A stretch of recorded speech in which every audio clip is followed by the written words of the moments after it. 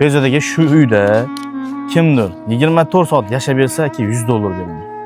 Shu sharoitga, shu holatga, shu yeb ichishlikka kimdir 24 soat yashab bersa $100 beraman aka. Sharoitni ko'rdingiz, qanaqaligini, holatni ko'rdingiz aka.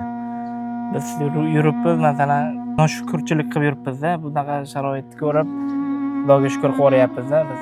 Bu oilaning tirikchiligi aka bir dona g'ish quyib sotishlik bilan. Buni quyib qo'ysa ham kelib xaridor borib olib ketmaydi tezda.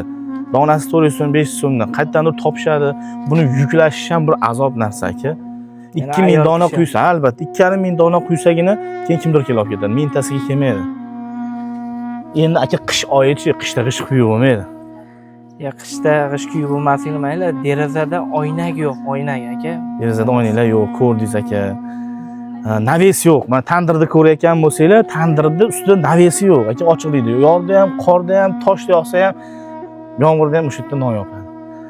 Hech qanaqa komfortli bir kuxnyasi yo'q, qishki va yozgi kuxnalari yo'q, oshxonalari yo'q, pechkalari yo'q aka, o'choqlari yo'q. Holat juda Xullas, ehson qiladigan joy bezodagi xohlasa. Men sizni zo'r joyga olib kelganman. Ya'ni ehson qilishi mumkin bo'lgan odamlarni joyiga olib keldim aka. Bu oilani ko'rdingiz, sharoitini ko'rdingiz, yashash tarzini ko'rdingiz. Har bittasini kasalligi bor. Onalarini ko'zlari umuman ko'rmaydi. Ko'radilar, 2 metrdan u yo'qni ko'rmaydilar. Otasini asmasi bor. Hech harakatsiz nafas qisib qo'yadi. Opani hozir ko'rdim. Tili ketib qoldi. Har sudurgisimi nima? Ha, tili ketib qolishligi bor. Bir kunda hozir 3 marta, 4 martadan tili ketib qolyapti. Dorisini ichmasa, shu sudurgisi ketib qolagan. Bansiga yotish vaqti kelgan, yotolmayapti ekan. Ya'ni betdan opag'ishi o'zlari qo'yadi-da kasal opani. Ketib qolsa, ijg'ish kuygan odam qolmaydi. Ya'ni tirishlik qilgan. Bolasiga qaragan odam yo'q. Holat sharoit shunaqa aka. Biz xursand bo'ldik jamoamizga, safimizga qo'shilganingizdan aka. Alloh rozi bo'lsin. Xudo xolasa. Lekin aka bitta shart bilan qo'shildim. Shunaqa masalan, ularga chaqirmasangiz sizdan xafa bo'laman aka. Xudo xolasa aka. Обязательно chaqirsangiz, xudo xolasa qo'ldan kelgancha vaqtimiz bo'lsa, inshaalloh kelib yaqin do'stlarimiz bilan, birodarlarimiz bilan kelishga harakat qilamiz. Xudo xolasa xursand bo'ldik aka.